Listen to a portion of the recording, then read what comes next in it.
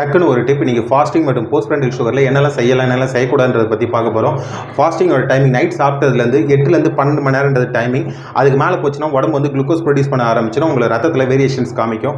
அதே மாதிரி நீங்கள் வந்து தண்ணி நல்லா குடிச்சிட்டு போயிட்டு ரத்தம் கொடுக்கலாம். டேப்லெட்ஸ் எந்த காரணத்து கொண்டும் எடுத்துக்கூடாது. முக்கியமாக தைராய்டு டேப்லெட்ஸ் போடுறவங்க பழக்க தோஷத்தில் எடுத்துப்பீங்க, எடுக்காம தான் போய் ரத்தம் கொடுக்கணும். போஸ்ட் பிராண்டியல் சுகரில் எல்லாருமே 1.5 மணி நேரம்ன்ற கைட்லைன்ஸை ஃபாலோ பண்ணுறாங்க. பட் அமெரிக்கன் டயபெட்டிஸ் அசோசியேஷன் படி அவங்க கைட்லைன்ஸ் படி 2 ஹவர்ஸ்ன்றது டைமிங். இதில் வந்து நீங்கள் ரத்தம் கொடுக்கறதுக்கு முன்னாடி இருக்கிற மாத்திரையும் அதுக்கப்புறம் இருக்கிற மாத்திரையும் கம்பல்சரியாக நீங்கள் போடணும்.